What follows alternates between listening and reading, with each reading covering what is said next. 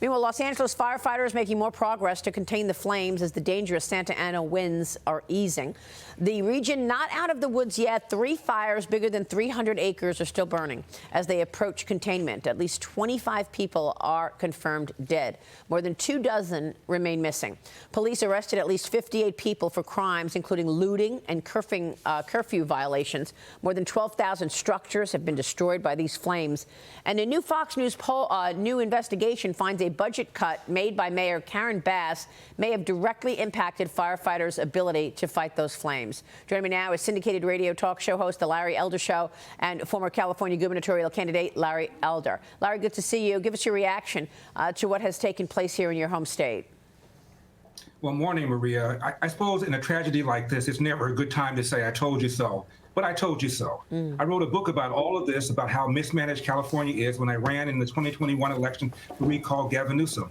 The state is mismanaged. Its priorities are wacky. We've not done the forest thinning that we should be doing. The previous governor, Jerry Brown, left a plan to clear 500,000 acres of forestry and the debris that provides fuel for these fires. Gavin Newsom comes in and brags he cleared 90,000 acres. Turns out he lied by a factor of 8. We've not added to our water infrastructure in decades. The state has 40 million people, Maria. Our water infrastructure is set to help 20 million people. The voters in 2014 go and pass a bond measure called Proposition 1 to spend $7 billion for water infrastructure. Virtually nothing has been done. We have plenty of time, however, to do things like setting up panels for reparations, expanding taxpayer health care for illegal aliens below a certain level of income. We spend about $20 billion a year on illegal aliens alone.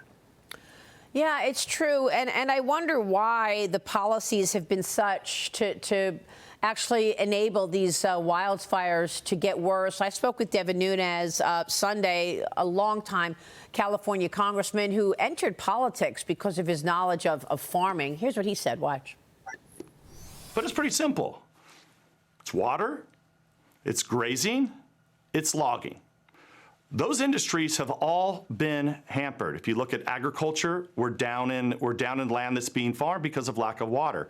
This means when farms don't get water, guess what? The LA Basin also doesn't get water. So as you're building out and adding people and adding homes in the Los Angeles Basin, if you don't have an adequate, abundant water supply and you're rationing water, the people that are building those homes, the city planners, they're not putting in green areas, they're not building fire breaks.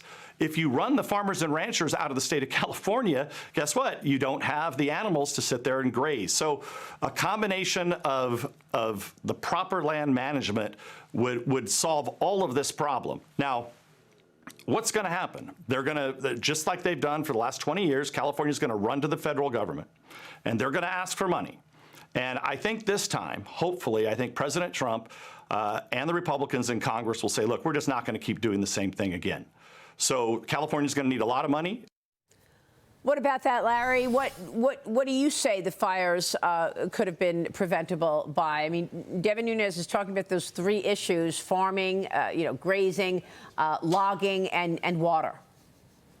Well, he's right, and those industries have all been chased out by the environmentalists. The environmentalists have stopped any kind of water project. Right. And you look, this is very important to establish this. This cannot be put at the feet of Republicans. A Republican has not held office in California statewide in 20 years. Of the 15 members of the Los Angeles City Council, every single one of them is a Democrat. Democrats control the state assembly and the state senate, not by majorities, but by supermajorities. The last Republican mayor in Los Angeles left in 2001. This is a one-party state, and they ought to look in the mirror, and the voters ought to look in the mirror and rethink their assumptions. Well, Los Angeles Mayor Karen Bass is facing backlash for taking that trip to Ghana as the wildfire crisis was developing. She left the same day that the National Weather Service issued a fire watch for L.A.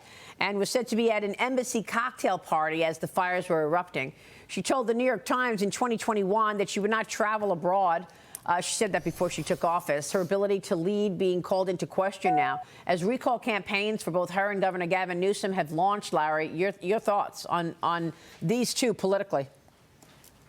Well, I think at least if there's a silver lining, and it's kind of a hard thing to say to the 12,000 buildings that have been lost, 300,000 people that have been evacuated, 25 people who've died. But Gavin Newsom's chances of getting the nomination, let alone winning the White House in 2028, are probably dead in the water. Regarding Karen Bass, she had cut $20 million from the firefighter budget. There was a leaked memo, Maria, that said she wanted to cut an additional $43 million from the firefight budget. I've talked to a lot of firefighters, and they want to blame climate change. The left does. Climate change didn't cause the fire hydrants to run dry. Climate change didn't cause the St. Inez Reservoir in the Pacific Palisades to be bone dry because of a tear in the tarp that occurred back in 2022.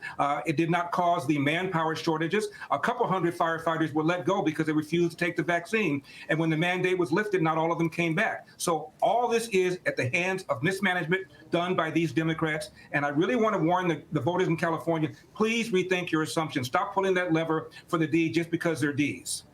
It's just extraordinary what has taken place here. These people have lost everything. And you don't hear any mea culpa from either of them in terms of the policy failures. Never. For example, Gavin Newsom signed a bill to jack up the minimum wage for fast food workers. As soon as he signed the bill, before it went into effect, Pizza Hut laid off 1,200 workers. Between now and then, 10,500 fast food workers have lost their jobs. Has any one of these politicians in the Assembly, in the Senate, or Gavin Newsom said, you know what, maybe I went too far. Maybe I strangled the necks of fast food owners, and as a result, I caused a lot of people to lose their jobs, many of them the black and brown workers that the left purports to care about. Not a single one of them has said mea culpa. Not one. It's incredible. Let me turn to the panel for a second. I mean, it's incredible to me that President Trump once again called this. He called this as well. He told Gavin Newsom years ago, in 2018, we have him on tape, saying you need to manage these forests. There's always a tweet, and thank goodness for President Trump and the things that he knows about such a variety of issues. I mean, we shouldn't be surprised anymore. He's so well read. He hardly ever sleeps. He knows about all of these things. But it's very well known across the country, even in states like my home state of Florida, land management is incredibly important. Prescribed burns are incredibly important. If you manage things correctly and you're not distracted by DEI and other time-wasting activities, there is not just an impact on the culture when you're going anti-merit with DI policies. There's a distraction taking place, and you're not taking care of the primary things, which is keeping your citizens safe and keeping their homes safe and their businesses safe. Well, Larry, it's hard to talk about aid for California and include ideas like, well, there has to be conditions, and well, there's going to be limitations to how much you get because of these policy failures. But how else do you change the scenario, Larry, without promises that the policies will change? Everyone, all the lawmakers I've spoken with say, yeah, sure, we are going to agree on aid, but we need to have policy commitment of change. Well, I agree with all of that, but good luck in changing Gavin Newsom. Good luck in changing Karen Bass. They're blaming all of this on climate change. In fact, what Gavin Newsom called it was a climate dam emergency, not a damn climate emergency, a climate dam emergency. So they think that they've done fine. They're perfectly okay with all the aid to illegal aliens. They're perfectly okay with setting up a panel to recommend reparations for black descendants of slaves, even though California was not a slave state. They're perfectly okay mandating ethnic studies for everybody who graduates from high school. They're perfectly okay mandating if you're a large toy retailer, you must have a gender-neutral aisle in your toy store. I mean, you can't make this stuff up. This is what these guys are all about. They're not going anywhere. Yeah, absolutely. Larry, great to see you. Thanks so much. Thank you. Larry Elder. Stay with us. We'll be right back.